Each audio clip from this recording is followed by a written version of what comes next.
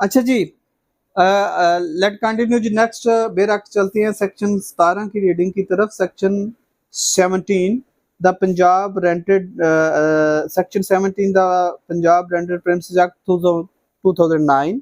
Section 17 rent registrar. The government shall appoint a rent registrar in a district or an area as it may deem necessary. The rent registrar shall maintain a register to enter particulars of a tenancy agreement, agreement to sell, or any other agreement in respect of rented premises.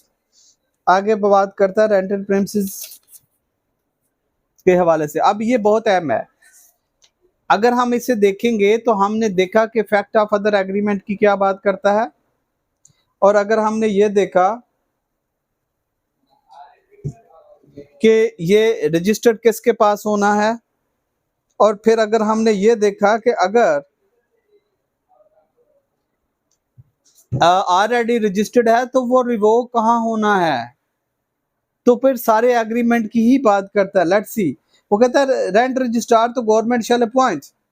District में हो सकता है, an area as it may deem necessary, सिर्फ district की नहीं, कहीं और area जहां गवर्नमेंट उसका जरूरी समझती है।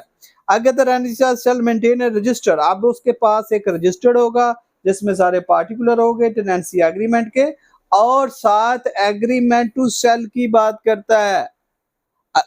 एग्रीमेंट टू सेल कब आएगा?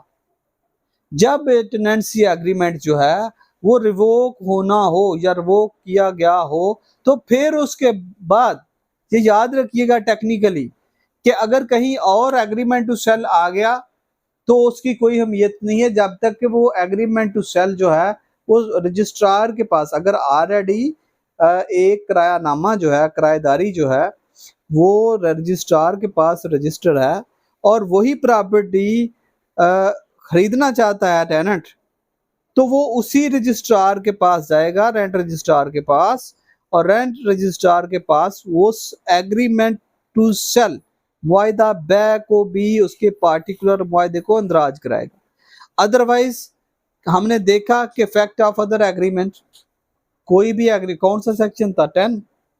सेक्शन 10 कहता है कि फैक्ट ऑफ अदर एग्रीमेंट, कि अगर टेनेंसी एग्रीमेंट के दौरान कोई और एग्रीमेंट है तो उसकी क्या स्टेटस है।